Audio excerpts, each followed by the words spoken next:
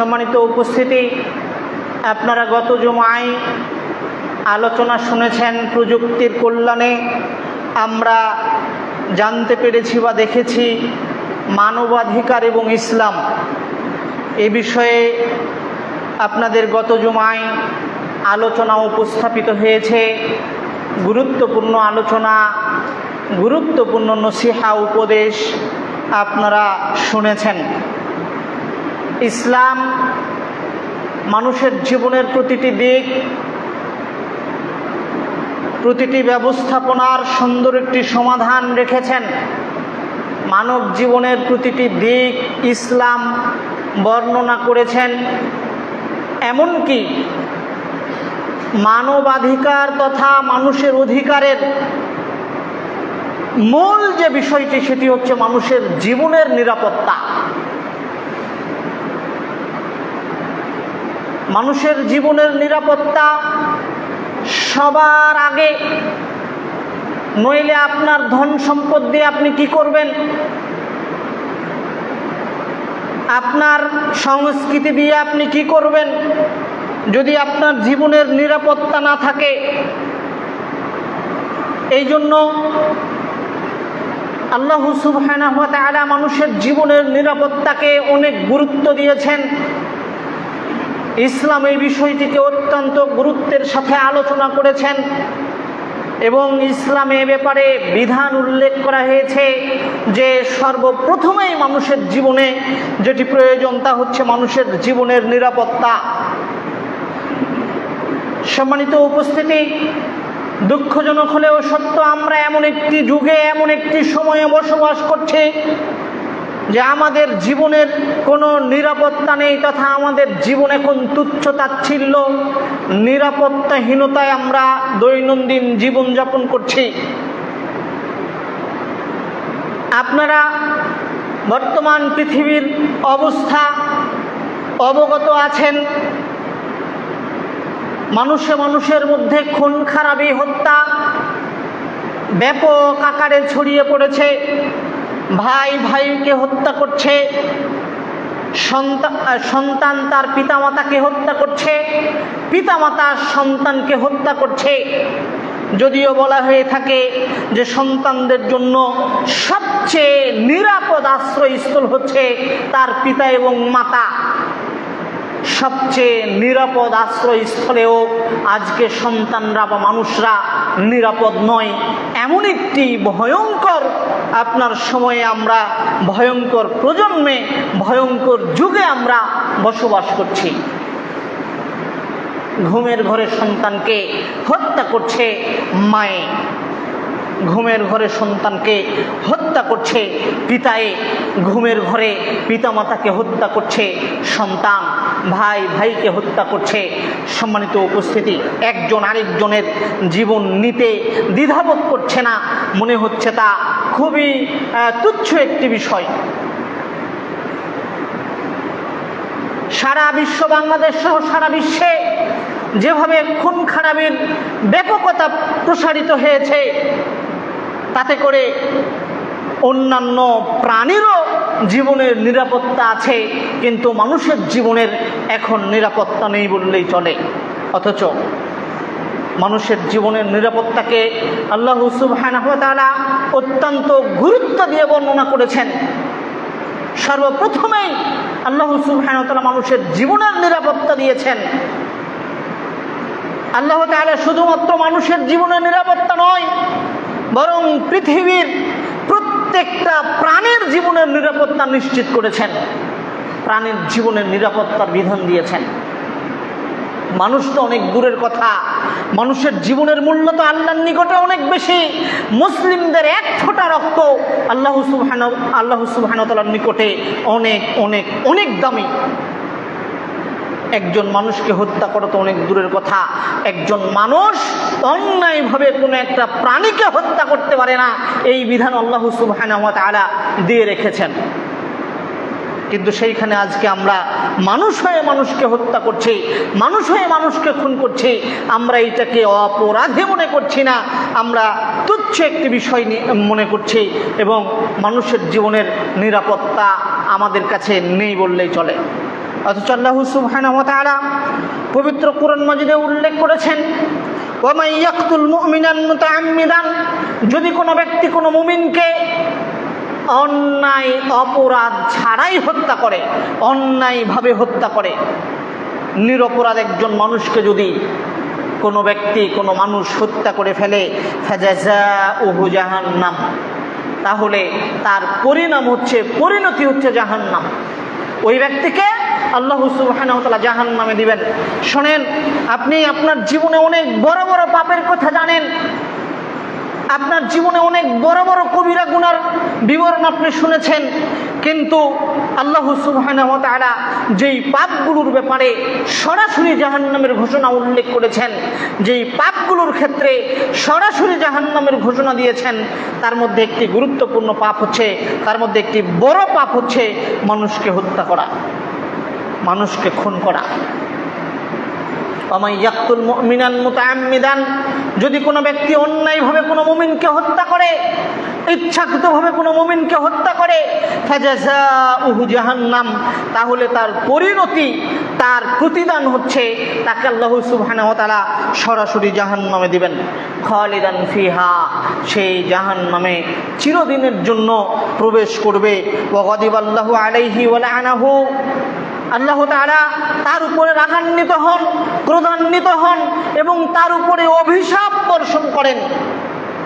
যে ব্যক্তি মানুষকে অন্যায়ভাবে হত্যা করে, সম্মানিত উপস্থিতি, ওয়া আ'আদ্দা লাহু আযাবান আযীমা, আল্লাহ সুবহানাহু ওয়া তাআলা এখানে কয়েকটি বিবরণ উল্লেখ করেছেন, যেই বিবরণগুলো অন্যান্য পাপের ক্ষেত্রে আল্লাহ তাআলা উল্লেখ করেননি। যদি কোনো পাপের প্রতিদান, যদি কোনো পাপের ফলাফল জাহান্নাম হয়, তাহলে ওইখানে আল্লাহ তাআলা সরাসরি জাহান্নামের কথা বলেছেন। রাসূলুল্লাহ সাল্লাল্লাহু আলাইহি ওয়াসাল্লাম সরাসরি জাহান্নামের কথা বলেছেন, আর বেশি কিছু উল্লেখ করেননি।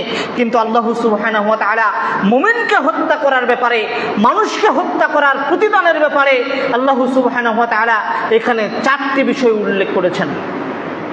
4টি শাস্তির বিষয়টি তিনি উল্লেখ করেছেন, বা ওই ব্যক্তির পরিণতি শাস্তি সম্পর্কে আল্লাহ সুবহানাহু ওয়া তাআলা 4টি ব্যাপার উল্লেখ করেছেন।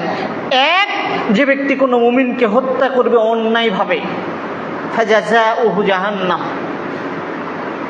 তার প্রতিদান ফলাফল হচ্ছে জাহান্নাম, আল্লাহ তাকে জাহান্নামে দিবেন, 1 নাম্বার। 2, খালিদান ফিহা, জাহান্নামে চিরদিনের জন্য প্রবেশ করবেন, আর জাহান্নাম থেকে বের হবেন না, এইটা আল্লাহ বলছেন। ওয়া গাদিবাল্লাহু আলাইহি, আল্লাহ তার উপরে রাগান্বিত হন। 2, 3, ওয়া লাআনাহু, তার উপরে অভিশাপ বর্ষণ করেন। ওয়া আ'আদ্দা লাহু আযাবান আযীমা, আর তার জন্য প্রস্তুত করে রেখেছেন কঠিন ও ভয়াবহ শাস্তি। তো জাহান্নামে গেলে তো শাস্তি ভোগ করবেই, তো এইটা তো আল্লাহ আগেই বলেছেন, ফাজাযাউহু জাহান্নাম, সে জাহান্নামে যাবে। তো জাহান্নামে যাবে বলার পরে আবার আল্লাহ কেন বললেন ওয়া আ'আদ্দা লাহু আযাবান আযীমা, তার জন্য প্রস্তুত করে রেখেছেন কঠিন ভয়াবহ শাস্তি। তো যার উপরে আল্লাহ রাগান্বিত হন তাকে তো আল্লাহ জাহান্নামে দিবেনই। তো আল্লাহ জাহান্নামের কথা উল্লেখ করার পরে আবার বললেন ওয়া গাদিবাল্লাহু আলাইহি ওয়া লাআনাহু, আল্লাহ তার উপরে রাগান্বিত হন এবং তার উপরে অভিশাপ বর্ষণ করেন। এতগুলো কথা একসাথে তিনি কেন নিয়ে আসলেন? অন্যান্য পাপের ক্ষেত্রে কোথাও তিনি একটি মাত্র বাক্য ব্যবহার করে থাকেন, জাহান্নাম অথবা রাগান্বিত অথবা লাআনত অথবা আপনার হচ্ছে কঠিন শাস্তি। কিন্তু আল্লাহ সুবহানাহু ওয়া তাআলা এখানে একসাথে শাস্তির ব্যাপারে 4টি বাক্য উল্লেখ করেছেন। তার মানে আপনাকে বুঝতে হবে যে আল্লাহ সুবহানাহু ওয়া তাআলা বুঝাতে চেয়েছেন একজন ব্যক্তি, একজন মুমিন ব্যক্তিকে আপনার হত্যা করলে এইটা বড় পাপগুলোর মধ্যে অন্যতম বড় পাপ, এবং এর কঠিন থেকে কঠিন শাস্তি মানুষকে ভোগ করতে হবে।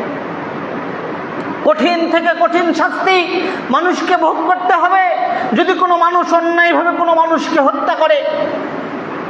সম্মানিত উপস্থিতি, আল্লাহ সুবহানাহু ওয়া তাআলা অন্য জায়গায় বলছেন ওয়াল্লাযিনা লা ইয়াদউনা মা'আল্লাহি ইলাহান আখার, নিশ্চয় যারা আল্লাহর সাথে অন্য কাউকে ডাকে না তথা যারা শিরক করে না, নিশ্চয়ই যারা শিরক করে না, ওয়ালা ইয়াকতুলুনা আন-নাফসাল্লাতী হারামাল্লাহু ইল্লা বিল হক, ন্যায়সঙ্গত কারণ ব্যতীত কোনো মানুষকে হত্যা করে না।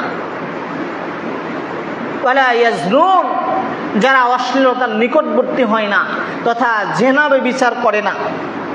ওয়া মান ইয়াফআল যালিকা, যদি কেউ এগুলো করে, তথা আল্লাহ এই কথা দ্বারা ওই বাক্যগুলোকে উল্টিয়ে ধরেছেন, ইয়ালকা আথামা, তাহলে আল্লাহ তাআলা এই ব্যক্তিদেরকে কঠিন ভয়াবহ শাস্তিতে নিক্ষেপ করবেন। তথা যারা আল্লাহর সাথে কাউকে শিরক করবে, যারা অন্যায়ভাবে কোনো মানুষকে হত্যা করবে, যারা জেনা ব্যভিচারে লিপ্ত হবে, এদেরকে আল্লাহ তাআলা কঠিনতম শাস্তিতে নিক্ষেপ করবেন তথা জাহান্নামে নিক্ষেপ করবেন, জাহান্নামে প্রবেশ করাবেন। তিনটি পাপের কথা আল্লাহ বলেছেন। এক, যারা আল্লাহ ব্যতীত অন্য কাউকে ডাকে না, তথা যারা আল্লাহ ব্যতীত আল্লাহর সাথে কাউকে শিরক করে, তাহলে আল্লাহ তাকে জাহান্নামে দিবেন। যদি মানুষকে হত্যা করে অন্যায় কারণ ছাড়া, ন্যায়সঙ্গত কারণ ছাড়া, তাহলে ন্যায়সঙ্গত কারণে মানুষকে কি হত্যা করা যায়? মানুষকে হত্যা করা যায় এমন কি কারণ রয়েছে? জি হ্যাঁ, ইসলাম মানুষকে অনুমোদন দিয়েছে যে তিনটি কারণে একজন মানুষকে হত্যা করা যায়। ইসলাম স্বীকৃত তিনটি কারণে একজন মানুষকে হত্যা করা যায়। যদিও রাষ্ট্রীয় আইনে আপনার বাস্তবায়ন নাই, এরপরেও যদি কোনো ব্যক্তি গোপনভাবে, আমার কথাটাকে উল্টোভাবে নেবেন না, আমি আপনাকে বোঝানোর জন্য বলছি, যদি কোনো ব্যক্তি এই কারণগুলোর কারণে গোপনভাবে কোনো মানুষকে ওই শাস্তি দেওয়ার জন্য হত্যা করে ফেলে, তাহলে মানুষ হত্যা এইখানে পাপ নয়, এই কাজগুলোর জন্য হত্যা করলে পাপ নয়। এটা আপনাকে বুঝাচ্ছিলাম যে তিনটি কারণে ন্যায়সঙ্গতভাবে মানুষকে হত্যা করা যায়। এক, হত্যার বদলে হত্যা তথা কিসাস, যেটা কোরআন মাজিদে আল্লাহ তাআলা বলেছেন, কুতিবা আলাইকুমুল কিসাস, তোমাদের উপরে কিসাস তথা হত্যার বদলে হত্যাকে লিপিবদ্ধ করে দেওয়া হয়েছে। তথা আমার ভাইকে আপনি হত্যা করেছেন, রাষ্ট্রীয় আইন বাস্তবায়ন নেই, রাষ্ট্রকে না জানিয়ে আমি আপনাকে এমন গোপনভাবে যদি মেরে দেই যেটা কেউ বুঝলো না, তাহলে আল্লাহ তাআলা দেখলেন, ঠিক আছে, কিন্তু আল্লাহর খাতাতেও এটা পাপ হিসেবে গণ্য হবে না, কেননা হত্যার বদলে হত্যা জায়েজ। দুই, বিবাহিত পুরুষ নারী যদি জেনা করে, বিবাহিত নারী পুরুষ জেনা করলে তারা যদি ধরা পড়ে, তাহলে তাদেরকে হত্যা করা জায়েজ। তাদেরকে কেউ হত্যা করলে এইটা আল্লাহ তাআলার খাতায় পাপ লিপিবদ্ধ হবে না। রাষ্ট্রীয় আইনে আপনি অপরাধী হতে পারেন, কিন্তু ধর্মীয়ভাবে আল্লাহ তাআলার খাতায় আপনি পাপিষ্ট হবেন না। তিন, মুরতাদ তথা দিন ত্যাগকারী, ইসলাম পালনকারী কোনো ব্যক্তি যদি দেখেন যে খ্রিস্টান হয়ে গেছে, অমুসলিম হয়ে গেছে, আপনার হচ্ছে ইহুদি ধর্ম প্রতিপালন করছে, অথবা নাস্তিক হয়ে গেছে, এখন এই অবস্থাতে যদি কেউ তাকে হত্যা করে মেরে ফেলে, ইসলাম ছেড়ে দিয়েছে, ইসলাম থেকে আপনার হচ্ছে অন্য ধর্ম গ্রহণ করেছে, এই অপরাধে যদি কেউ তাকে হত্যা করে ফেলে, তাহলে এইটা রাষ্ট্রীয় আইনে অপরাধ হলেও আল্লাহর খাতায় এটা অপরাধ নয়। আল্লাহ তাআলা বলছেন যে ওয়ালা ইয়াকতুলুনা আন-নাফসাল্লাতী হারামাল্লাহু ইল্লা বিল হক, ন্যায়সঙ্গত কারণ ব্যতীত যদি কোনো ব্যক্তিকে হত্যা করে, তাহলে আল্লাহ তাআলা ওই ব্যক্তিকে জাহান্নামে নিক্ষেপ করবেন। তাহলে ন্যায়সঙ্গত কারণ কি? এক, কিসাসের বিধান তথা হত্যার বদলে হত্যা।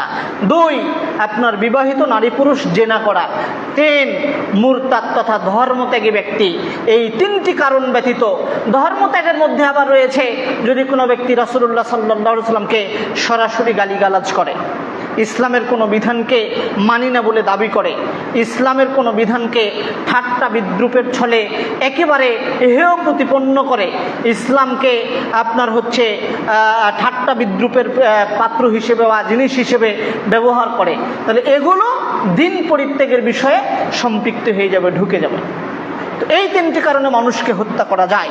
সম্মানিত উপস্থিতি, এই তিনটি কারণ ব্যতীত যদি কোনো ব্যক্তিকে হত্যা করে, তাহলে আল্লাহ তাআলা বলছেন ওই ব্যক্তিকে আল্লাহ সুবহানাহু ওয়া তাআলা জাহান্নামে নিক্ষেপ করবেন, তার জন্য ভয়াবহ শাস্তি প্রস্তুত করে রেখেছেন। আল্লাহ তাআলা অন্য জায়গায় বলেন, মান কাতালা নাফসান বিগাইরি নাফসিন, যদি কোনো ব্যক্তি অন্যায়ভাবে কোনো ব্যক্তিকে হত্যা করে, আগে আল্লাহ বলেছেন মুমিনের কথা, এখানে মুমিন মুসলিম কোনো কিছু উল্লেখ করেননি, বরং কোনো ব্যক্তিকে মুসলিম হোক, হিন্দু হোক, ইহুদি হোক, খ্রিস্টান হোক, মানুষ জীবন আছে, মানুষ জীবন আছে, সে প্রতিবন্ধী হোক, হাত পা না থাক, শুধুমাত্র নিঃশ্বাস চলছে, এরকম মানুষকেও যদি কেউ অন্যায়ভাবে হত্যা করে, আও ফাসাদিন ফিল আরদি, অথবা জমিনে বিপর্যয় সৃষ্টি করে, জমিনে হই হাল্লা, গন্ডগোল, মারামারি, কাটাকাটি এগুলো সৃষ্টি করে, জমিনে অশান্তি সৃষ্টি করে, কান্নামা কাতালান নাসা জামিআ, তাহলে আল্লাহ সুবহানাহু ওয়া তাআলা বলছেন অন্যায়ভাবে পৃথিবীর একজন মানুষকে হত্যা করলে তার অপরাধটা এত বড় যে সে যেন পৃথিবীর সব মানুষকে হত্যা করে ফেলল। তথা একজন মানুষকে হত্যা করলে আজকের পৃথিবীতে যদি আপনার কত কোটি মানুষ বসবাস করে আমার জানা নাই, আমি আপনাকে আনুমানিক 150 কোটি বা 200 কোটি বা 500 কোটি লোকের কথা বললাম, যে বর্তমান পৃথিবীতে 200, 250 থেকে 300, 350 কোটি মানুষ বসবাস করে। আপনি একজন মানুষকে হত্যা করলে 350 মানুষকে হত্যা করে যত পাপ হয়, একজন মানুষকে হত্যা করলে আপনার তত পাপ হবে। আল্লাহ সুবহানাহু ওয়া তাআলা এইভাবে বলেছেন, যদি কোনো ব্যক্তি একজন মানুষকে হত্যা করে অন্যায়ভাবে, তাহলে সে যেন সারা পৃথিবীর সকল মানুষকে হত্যা করে ফেললো, তার অপরাধটা এত বড় অপরাধ হয়ে যাবে। অন্য জায়গায় আল্লাহ সুবহানাহু ওয়া তাআলা আবার বিকল্পভাবে বলেছেন, যদি কোনো ব্যক্তি একজন মানুষকে বাঁচিয়ে দেয়, একজন মানুষের জীবন বাঁচায়, তাহলে সে যেন গোটা পৃথিবীর মানুষের জীবন বাঁচিয়ে দিল। তাহলে একজনকে অন্যায়ভাবে হত্যা করলে তার পাপ হচ্ছে গোটা পৃথিবীর সব মানুষকে হত্যা করার সমান, একজনকে বাঁচিয়ে দিলে ওই এর নেকি হচ্ছে গোটা পৃথিবীর মানুষকে বাঁচিয়ে দেওয়ার সমান। আল্লাহ সুবহানাহু ওয়া তাআলা এইভাবেই উল্লেখ করেছেন। অতএব সম্মানিত উপস্থিতি, আপনাকে আমি দেখাচ্ছিলাম আল্লাহ সুবহানাহু ওয়া তাআলা মানুষের জীবনের নিরাপত্তার বিষয়টিকে নিশ্চিত করে এই বিষয়গুলো উল্লেখ করেছেন। পবিত্র কুরআন মাজিদে অসংখ্য আয়াতে তিনি বিবৃতি প্রদান করেছেন, যাতে করে কোনো মানুষ কোনো মানুষকে অন্যায়ভাবে হত্যা না করে। এটা তো মানুষ হত্যার বিষয়। মানুষ ব্যতীত অন্যান্য প্রাণীকুলের জীবনের নিরাপত্তাটাকে আল্লাহ সুবহানাহু ওয়া তাআলা অত্যন্ত গুরুত্ব দিয়ে বর্ণনা করেছেন, অত্যন্ত গুরুত্ব দিয়ে উপস্থাপন করেছেন। আপনারা জানেন বনী ইসরাইলের 2 জন মহিলার কথা, বনী ইসরাইলের 2 জন মহিলার কথা আপনারা জানেন। একজন মহিলা হচ্ছে পতিতা, যে ব্যভিচার করে অর্থ উপার্জন করত এবং ওই টাকা দিয়ে সংসার পরিচালনা করত, তার পেশাই ছিল এটা। পতিতাবৃত্তি তার পেশা, যাকে আমরা ঘৃণার চোখে নাক ছিটকানি দিয়ে আমরা চলার চেষ্টা করি। তো এরকম একজন পতিতা বনী ইসরাইলের যুগে তিনি পথ চলাকালে দেখলেন যে একজন তৃষ্ণার্ত কুকুর একটা কূপের পাশে তার জিহ্বাকে বের করে দিয়ে তিনি তৃষ্ণায় কাতরাচ্ছিলেন। এই মহিলার অন্তরে দয়ার সঞ্চার হলো। তখন তিনি তার পায়ের মোজাকে খুললেন, কূপে নামালেন, যেভাবেই হোক তিনি কূপে নামিয়েছেন। তারপরে মোজাটা উঠিয়ে মোজা থেকে চিপিয়ে অথবা চামড়ার মোজা ছিল, তার ভিতরে কিছু পানি ধারণ করেছিল, এই মোজা থেকে পানি বের করে কুকুরকে পান করিয়েছিলেন, তথা কুকুরের তৃষ্ণা মেটানোর ব্যবস্থা করেছেন। আল্লাহ সুবহানাহু ওয়া তাআলা এই পতিতার এই কাজে এত সন্তুষ্ট হয়েছেন যে তার সব পাপকে আল্লাহ সুবহানাহু ওয়া তাআলা ক্ষমা করে দিয়ে তাকে জান্নাতি হিসেবে স্বীকৃতি প্রদান করেছেন। এইটা গেল একটা কাহিনী। আরেকজন নারী, আরেকজন মহিলা যে ছিল আবেদা, রাত্রের বেলা সালাত আদায় করত, তথা তাহাজ্জুদ গুজারি ছিল, দিনের বেলা সিয়াম পালন করত, সালাত আদায় করত, আপনার হচ্ছে ইসলামের বা ধর্মীয়ভাবে যাবতীয় নেক কাজ তিনি সম্পাদন করতেন, যাবতীয় নেক কাজ তিনি সম্পাদন করতেন, যাকে বলা হয় পরহেজগার মহিলা। পরহেজগার মানুষ, সবসময় আল্লাহর ইবাদত বন্দেগীতে ব্যস্ত থাকতেন। এরকম একজন মহিলা একদিন একটা বিড়াল, ক্ষুধার্ত একটা বিড়ালকে একটা আবদ্ধ ঘরে বন্দি রেখে তিনি হত্যা করেছিলেন। তথা একটা বিড়াল ছিল ক্ষুধার্ত, তাকে খেতেও দেয়নি, আবার সেই বিড়ালটাকে ছেড়ে দিলে হয়তো সে নিজের খাবার কোথা থেকে সংগ্রহ করে নিজে খেয়ে ক্ষুধা নিবারণ করত, তাকে সে ছেড়েও দেয়নি, তথা ঘরে আবদ্ধ করে রেখেছে, ঘরে আবদ্ধ করে রেখেছে, গেট লাগিয়ে দিয়ে রেখেছে। ফলশ্রুতিতে বিড়ালটি ঘর থেকে বা রুম থেকে বের হতেও পারেনি, তার খাদ্য সে গ্রহণও করতে পারেনি। ফলে এই বিড়ালটি খাদ্য না পেয়ে ক্ষুধার্ত অবস্থায় ঘরের মধ্যেই মারা যায়। আল্লাহ সুবহানাহু ওয়া তাআলা এই আবেদা মহিলার, যে সব সময় আল্লাহর ইবাদত করতেন, এই মহিলার জীবনের যাবতীয় নেক আমলকে, নেকিকে বিনষ্ট করে দিয়ে তাকে জাহান্নামী হিসেবে স্বীকৃতি প্রদান করেছেন, তাকে জাহান্নামী করেছেন। সম্মানিত উপস্থিতি, আপনাকে আমি দেখাচ্ছিলাম যে আল্লাহ সুবহানাহু ওয়া তাআলা মানুষের জীবনের নিরাপত্তা তো অনেক আগেই আপনার নিশ্চিত করেছেন, সাথে সাথে পৃথিবীর প্রত্যেকটা প্রাণের প্রত্যেকটা জীবনের নিরাপত্তা আল্লাহ সুবহানাহু ওয়া তাআলা নিশ্চিত করেছেন, নিরাপত্তার ব্যবস্থা করেছেন। সম্মানিত উপস্থিতি, সেইখানে আমরা কিভাবে একজন মানুষ আরেকজন মানুষকে অন্যায়ভাবে হত্যা করতে পারি। তুচ্ছ একটি ঘটনাকে কেন্দ্র করে আমরা একজন আরেকজনকে হত্যা করতে দ্বিধাবোধ করি না, আমরা একজন আরেকজনকে খুন করতে দ্বিধাবোধ করি না, মেরে ফেলার উদ্দেশ্যে তাকে আক্রমণ করতে আমরা দ্বিধাবোধ করি না। অথচ আল্লাহ সুবহানাহু ওয়া তাআলা এই বিষয়টিকে অত্যন্ত বড় হিসেবে, অত্যন্ত ঘৃণ্য এবং বড় পাপ হিসেবে, ভয়াবহ শাস্তির মাধ্যম হিসেবে উল্লেখ করেছেন। আবু হুরায়রা রাদিয়াল্লাহু তাআলা আনহু বলেন, রাসূলুল্লাহ সাল্লাল্লাহু আলাইহি ওয়াসাল্লাম বলেছেন, ইজতানিবু সাবআল মুবিকাত, পৃথিবীর মানুষ তোমরা ধ্বংসাত্মক 7টি বস্তু থেকে, 7টি জিনিস থেকে বিরত থাকো। এমন 7টি কাজ রয়েছে যেই 7টি কাজ করলে মানুষ ইহকালে ধ্বংস হবে, মানুষ পরকালে ধ্বংস হবে। যদি কোনো ব্যক্তি এই 7টি কাজ করে, তার ইহকাল ধ্বংস হবে, তার পরকাল ধ্বংস হবে। তার একটি কাজ হচ্ছে, 7টি কাজের একটি কাজ হচ্ছে শিরক করা, 7টি কাজের একটি কাজ হচ্ছে জাদুটোনায় বিশ্বাসী হওয়া, জাদু করা। 7টি কাজের একটি কাজ হচ্ছে ওয়া কাতলুন নাফসুল্লাতি হারামাল্লাহু ইল্লা বিল হক, মানুষকে অন্যায়ভাবে হত্যা করা, খুন খারাপিতে লিপ্ত হওয়া। রাসূলুল্লাহ সাল্লাল্লাহু আলাইহি ওয়াসাল্লাম যেই 7টি কাজ করলে মানুষের ইহকাল ধ্বংস হবে, মানুষের পরকাল ধ্বংস হবে, এই কথা উল্লেখ করেছেন। তার একটি গুরুত্বপূর্ণ পাপ হচ্ছে, যদি কোনো ব্যক্তি কোনো ব্যক্তিকে অন্যায়ভাবে হত্যা করে, অন্যায়ভাবে খুন করে, মেরে ফেলে বা মেরে ফেলার জন্য আক্রমণ করে, তাহলে এইটা হবে তার জীবনে আপনার ধ্বংসাত্মক কাজগুলোর একটি, যেই কাজগুলো করলে তার ইহকালও ধ্বংস হবে, তার পরকালও ধ্বংস হবে। রাসূলুল্লাহ সাল্লাল্লাহু আলাইহি ওয়াসাল্লাম এইভাবে উল্লেখ করেছেন। সম্মানিত উপস্থিতি, সহিহ বুখারীর একটি হাদিস আপনাদের সামনে উপস্থাপন করে আমি সামনে এগোনোর চেষ্টা করছি। শোনেন, রাসূলুল্লাহ সাল্লাল্লাহু আলাইহি ওয়াসাল্লাম বলছেন, ইদাল তাকাল মুসলিমানি বিসাইফাইহিমা ফাল কাতিল ওয়াল মাকতুলু ফিন্নার।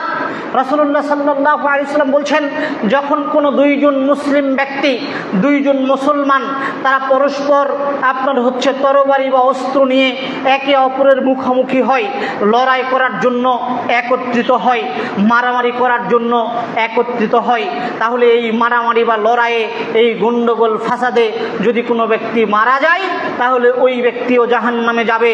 যেই ব্যক্তি এই ব্যক্তিকে খুন করেছে, তথা খুনি ব্যক্তিও জাহান্নামে যাবে। আবার খুন যে হয়েছে, ওই ব্যক্তিও জাহান্নামে যাবে। দুই ব্যক্তিকে আল্লাহ তাআলা জাহান্নামে নিক্ষেপ করবেন, দুই ব্যক্তিকে আল্লাহ তাআলা জাহান্নামে প্রবেশ করাবেন। যে ব্যক্তিকে খুন করা হয়েছে, ওই ব্যক্তিও জাহান্নামে যাবে, যে ব্যক্তি খুন করেছে এই ব্যক্তিও জাহান্নামে যাবে। তখন সাহাবীদের নিকটে বিষয়টি অনেক ভারী হয়ে গেল, তারা আশ্চর্যান্বিত হয়ে গেলেন, তারা অবাক হয়ে রাসূলুল্লাহ সাল্লাল্লাহু আলাইহি সাল্লামকে জিজ্ঞাসা করলো, আল্লাহর নবী বিষয়টা কেমন হয়ে গেল? হাদাল কাতিলু, ইনি হচ্ছেন হত্যাকারী, ইনি হচ্ছেন খুনি, একে আল্লাহ জাহান্নামে দিবে। বিষয়টা আমাদের নিকটে স্বাভাবিক পরিষ্কার, কিন্তু যাকে হত্যা করা হয়েছে ওই ব্যক্তি জাহান্নামে যাবে, এর কারণ কি? এটা কেমন হয়ে গেল? জীবনও দিয়ে দিল, আবার সে জাহান্নামেও যাবে, তাহলে বিষয়টা কেমন হয়ে গেল না? সাহাবীগণ এইভাবে জিজ্ঞাসা করলেন। হত্যাকারী ব্যক্তিকে তো আল্লাহ জাহান্নামে দিবেন, এটা আমরা বুঝতে পারছি। সে অপরাধ করেছে, সে অন্যায় করেছে, অন্যায়ভাবে একজন মানুষকে হত্যা করেছে, এটা তার মহাপাপ, আল্লাহ তাকে জাহান্নামে দিবেন। কিন্তু যাকে হত্যা করা হয়েছে তাকে কেন জাহান্নামে দেওয়া হলো? তখন রাসূলুল্লাহ সাল্লাল্লাহু আলাইহি ওয়াসাল্লাম বলছেন, ইন্নাহু কানা হারিসান লিকাতলি আখিহি লিকাতলি সাহিবিহি। আরে শোনো, যাকে খুন করা হয়েছে একে জাহান্নামে দেওয়ার কারণ হলো যে এও তার ভাইকে খুন করার জন্য বাড়ি থেকে বের হয়ে এসেছিল। মানে দুজনেই আক্রমণাত্মক হয়ে বাড়ি থেকে বের হয়ে এসেছে, দুজনেই দুজনের সাথে পরস্পরের সাথে গন্ডগোল করবে, মারামারি করবে, এই জন্য বাড়ি থেকে বের হয়ে এসেছে। তো এখন মারামারি করা অবস্থায় যে ব্যক্তিটা খুন হয়েছে, এই ব্যক্তিটা খুন না হয়ে যদি সুযোগ পেত, তাহলে যে তাকে খুন করেছে তাকে ও পাল্টা খুন করে ফেলতো। ইদাল তাকাল মুসলিমানি বিসাইফাইহিমা, যখন দুই দল মুসলিম বা দুইজন মুসলমান অস্ত্র নিয়ে মুখোমুখি, দুইজনে অস্ত্র নিয়ে মানে উদ্দেশ্য কি? উদ্দেশ্য হলো যে এ সুযোগ পেলে একে খুন করবে আর এ সুযোগ পেলে একে খুন করবে। তো সুযোগ পেয়েছে একজন আরেকজনকে মেরে দিয়েছে, তো একজন হয়েছে খুন আর আরেকজন হয়েছে খুনি। কিন্তু দুজনের উদ্দেশ্য কি ছিল? দুজনের উদ্দেশ্যই ছিল হত্যা করা। তো দুইজন তো আর সুযোগ পাবে না, সুযোগ পেয়েছে একজন। তো যেহেতু একজন সুযোগ পেয়ে আরেকজনকে মেরেছে, আর ওরও যেহেতু উদ্দেশ্য ছিল সুযোগ পেলে একে মেরে দেওয়া, এই জন্য আল্লাহ সুবহানাহু ওয়া তাআলা খুনিকে এবং যাকে খুন করা হয়েছে উভয়কেই জাহান্নামে দিবেন, উভয় মুসলিমকে জাহান্নামে নিক্ষেপ করবেন। রাসূলুল্লাহ সাল্লাল্লাহু আলাইহি ওয়াসাল্লাম এইভাবে বলেছেন। সম্মানিত উপস্থিতি, তাহলে খুনের বিষয়টি, মানুষকে হত্যা করার বিষয়টি, হত্যা করার পরিণাম আল্লাহ সুবহানাহু ওয়া তাআলা এবং তার নবী মুহাম্মদ সাল্লাল্লাহু আলাইহি ওয়াসাল্লাম সরাসরি জাহান্নাম হিসেবে উল্লেখ করেছেন। আলোচনা অত্যন্ত সুদীর্ঘ, আমি সংক্ষিপ্ত করে আপনাকে বোঝানোর চেষ্টা করছি, বলে সামনে এগোনোর চেষ্টা করছি। জারির ইবনে আব্দুল্লাহ রাদিয়াল্লাহু তাআলা আনহু বলেন, রাসূলুল্লাহ সাল্লাল্লাহু আলাইহি ওয়াসাল্লাম বলেছেন, লা তারজিউ বা'দি কুফফারান ইয়াদরিবু বা'দুকুম রিকাবা বা'দিন।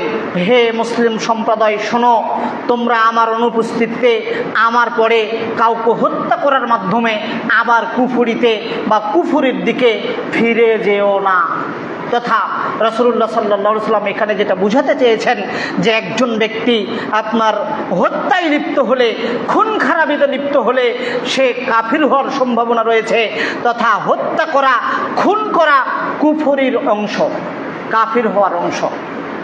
রাসূলুল্লাহ সাল্লাল্লাহু আলাইহি ওয়াসাল্লাম অন্য জায়গায় বিষয়টি এইভাবে স্পষ্ট করেছেন, সিবাবুল মুসলিমি ফুসুকুন ওয়া কিতালুহু কুফর। কোনো মুসলমানকে গালি দেওয়া বড় থেকে বড় পাপ, কোনো মুসলমানের মানহানি করা, আত্মসম্মানে আঘাত করা বড় থেকে বড় পাপ তথা কবিরা গুনাহের অন্তর্ভুক্ত। ফাসিকি ওয়া কিতালুহু কুফর। আর কোনো মুসলমান হয়ে কোনো মুসলমানের সাথে লড়াইয়ে আপনার হচ্ছে একত্রিত হওয়া, লড়াইয়ে লিপ্ত হওয়া বা তার সাথে আপনার হচ্ছে বাদ প্রতিবাদ লিপ্ত হওয়া, তার সাথে ঝগড়া বিবাদ করা বা তাকে হত্যা করা, এইটা হচ্ছে কুফরের অন্তর্ভুক্ত, কুফরের অংশ। রাসূলুল্লাহ সাল্লাল্লাহু আলাইহি ওয়াসাল্লাম এইভাবে বলেছেন। অতএব সম্মানিত উপস্থিতি, যদি কোনো ব্যক্তি কোনো ব্যক্তিকে হত্যা করে তাহলে এটা হচ্ছে কুফরের অংশ, যা রাসূলুল্লাহ সাল্লাল্লাহু আলাইহি ওয়াসাল্লামের হাদিস থেকে স্পষ্টভাবে প্রমাণ পাওয়া যায়। রাসূলুল্লাহ সাল্লাল্লাহু আলাইহি ওয়াসাল্লাম অন্য জায়গায় বলেছেন, আল্লাহ সুবহানাহু ওয়া তাআলার নিকটে গোটা পৃথিবী ধ্বংস করে দেওয়া সহজ একজন মুসলিমকে, একজন মুমিনকে হত্যা করার চেয়ে। তথা গোটা পৃথিবী আপনি ধ্বংস করে দিলে আপনার যে অপরাধ, আপনি একজন মুমিনকে হত্যা করলে আল্লাহ তাআলার নিকটে এইটা তার চেয়ে অনেক অনেক বড় থেকে বড়, অনেক গভীর থেকে গভীর পাপ। গোটা পৃথিবীটা ধ্বংস করে দেওয়া আল্লাহর নিকটে সহজ, কিন্তু একজন মুমিনকে হত্যা করাটা আল্লাহর নিকটে সহজ বিষয় নয়। মানুষ আরেকজন মানুষকে হত্যা করবে, এই বিষয়টি আল্লাহ তাআলার নিকটে খুব একটা সহজ বিষয় নয়। পৃথিবী হত্যা করা যতটা সহজ, পৃথিবী আল্লাহর সৃষ্টি, মানুষও আল্লাহর সৃষ্টি, কিন্তু পৃথিবী ধ্বংসে আল্লাহ যত রাগান্বিত না হবেন, আল্লাহ যত ক্রোধান্বিত না হবেন, পৃথিবী ধ্বংস আল্লাহর নিকটে যত বড় অপরাধ নয়, একজন মানুষ ধ্বংস করা বা একজন মানুষকে খুন করা আল্লাহর নিকটে তার চেয়ে অনেক অনেক অনেক গুণে বেশি রাগান্বিত হওয়ার বিষয়, অনেক বেশি ক্রোধান্বিত হওয়ার বিষয়, অনেক বড় পাপের বিষয়। সম্মানিত উপস্থিতি, পবিত্র কোরআন মাজিদের কয়েকটি আয়াত এবং রাসূলুল্লাহ সাল্লাল্লাহু আলাইহি ওয়াসাল্লামের কয়েকটি হাদিস দিয়ে আমি আপনাকে বোঝানোর চেষ্টা করছিলাম যে মানুষ হত্যা আসলে কত ভয়াবহ, কত জঘন্যতম এবং কত বড় পাপের অন্তর্ভুক্ত। আব্দুল ইবনে আমর রাদিয়াল্লাহু তাআলা আনহু বলেন, রাসূলুল্লাহ সাল্লাল্লাহু আলাইহি ওয়াসাল্লাম বলেছেন, আল কাবাইরু, বড় পাপের অন্তর্ভুক্ত যেই পাপগুলোর ব্যাপারে আল্লাহ সুবহানাহু ওয়া তাআলা সরাসরি জাহান্নামকে উল্লেখ করেছেন, জাহান্নামের ঘোষণা দিয়েছেন, তার একটি হচ্ছে আল ইশরাকু বিল্লাহ, আল্লাহর সাথে শিরক করা। 2, ওয়াল ইয়ামিনুল গামিস, অন্যায়ভাবে মানুষের সম্পদকে হরণ করা, অন্যায়ভাবে মানুষের সম্পদকে ভক্ষণ করা। ওয়া কাতলুন নাফস, আর অন্যায়ভাবে মানুষকে হত্যা করা। রাসূলুল্লাহ সাল্লাল্লাহু আলাইহি ওয়াসাল্লামের বিবরণ অনুযায়ী যখনই তিনি বড় পাপের সিরিয়ালকে উল্লেখ করেছেন, বড় বড় পাপগুলোকে উল্লেখ করেছেন, তখনই তিনি অন্যান্য পাপের সাথে মানুষ হত্যার বিষয়টিকে সম্পৃক্ত করেছেন। সম্মানিত উপস্থিতি, আমরা এই আলোচনাকে কয়েকটি বিষয়ে কয়েকটিভাবে উল্লেখ করেছি, যেমন মুসলিমদেরকে হত্যা করা, সাধারণ মানুষদেরকে হত্যা করা, মুসলিমদেরকে হত্যা করা, সাধারণ মানুষদেরকে হত্যা করা, মানুষ ব্যতীত অন্যান্য প্রাণীদেরকে হত্যা করার বিষয়টিও আমরা আপনাদের নিকটে উপস্থাপন করার চেষ্টা করেছি।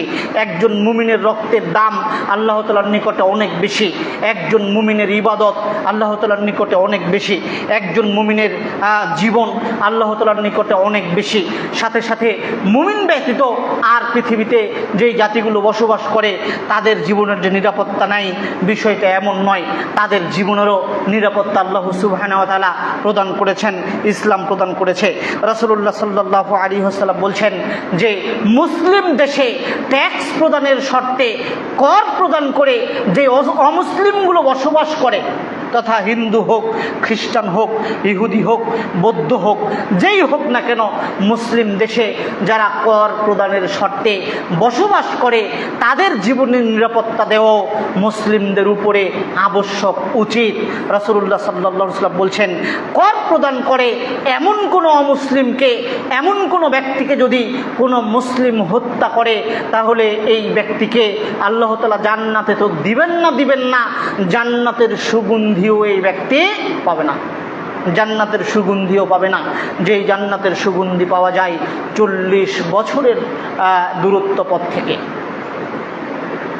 অতএব সম্মানিত উপস্থিতি, মানুষের জীবনের একটা দাম রয়েছে, মানুষের জীবনের মূল্য, মানুষের জীবনের দাম আল্লাহ তাআলার নিকটে অতীব বিরাট, অনেক কিছু, যা আপনাকে আমি আমার খুতবার কয়েকটি কথাই বোঝানোর চেষ্টা করেছি। অতএব অন্যায়ভাবে কোনো মানুষকে আক্রমণাত্মকভাবে বা খুন করার উদ্দেশ্যে, হত্যা করার উদ্দেশ্যে আপনার এগিয়ে যাওয়ার চেষ্টা করা যাবে না, তথা এই কাজগুলো থেকে বিরত থাকার চেষ্টা করতে হবে, রাগকে নিয়ন্ত্রণ করার চেষ্টা করতে হবে। কোনো দিন যেন কোনো মুমিনের জীবনের ক্ষতি আপনার দ্বারা সংগঠিত না হয়, এ ব্যাপারে নিজের হাতকে আপনার সংবরণ করে রাখতে হবে। রাসূলুল্লাহ সাল্লাল্লাহু আলাইহি ওয়াসাল্লাম বলেছেন, পৃথিবীর মানুষ তোমরা আমাকে ছয়টি কাজের জিম্মাদার দাও, আমি তোমাদের জান্নাত প্রদান করব। ছয়টি কাজের একটি হচ্ছে আপনার হাতকে সংবরণ করে রাখা। আপনার হাত যেন কোনো মুসলমানের, কোনো মানুষের অন্যায় কাজ সংগঠিত না করে। মানুষকে হত্যা করা তো অনেক দূরের কথা, মানুষকে যেন আপনি ভয় না দেখান, এ ব্যাপারেও আপনাকে নির্দেশনা প্রদান করা হয়েছে। রাসূলুল্লাহ সাল্লাল্লাহু আলাইহি সাল্লাম মানুষকে হত্যা করা অনেক দূরের কথা, অস্ত্র দিয়ে যদি কেউ কাউকে ভয় দেখায় তাহলে সে রাসূলের উম্মত নয় বলে রাসূলুল্লাহ সাল্লাল্লাহু আলাইহি সাল্লাম উল্লেখ করেছেন। অতএব সম্মানিত উপস্থিতি, আজকের জুমার খুতবার সংক্ষিপ্ত মেসেজে আমি আপনাকে বলতে চাই, আপনার দ্বারা যেন কোনো পরিস্থিতিতে, কোনো অবস্থায়, জীবনের কোনো সময়ে একজন মুসলিম জীবনের নিরাপত্তাহীনতায় না ভোগে, এ ব্যাপারে আপনি সর্বাত্মক চেষ্টা করবেন, সর্বাত্মক প্রচেষ্টা করবেন। আপনি মুসলিম, আপনার আরেক মুসলিম ভাই, আপনি মুসলিম, আপনি মানুষ, আপনার আরেকজন মানুষ আপনার ভাই, তার জীবনের নিরাপত্তা আপনাকে নিশ্চিত করার চেষ্টা করতে হবে। আল্লাহ সুবহানাহু ওয়া তাআলা আমাদের সকলকে প্রত্যেকের জীবনের নিরাপত্তা প্রত্যেককেই নিশ্চিত করার তৌফিক দান করুন, আল্লাহুম্মা আমিন। প্রত্যেকের নিকট থেকে নিরাপদ রাখার আমরা চেষ্টা করি। আল্লাহ সুবহানাহু ওয়া তাআলা আমাদের জন্য সহজ করুন, আল্লাহুম্মা আমিন। ওয়া আখিরু দাওয়ানা আনিল হামদুলিল্লাহি রাব্বিল আলামিন।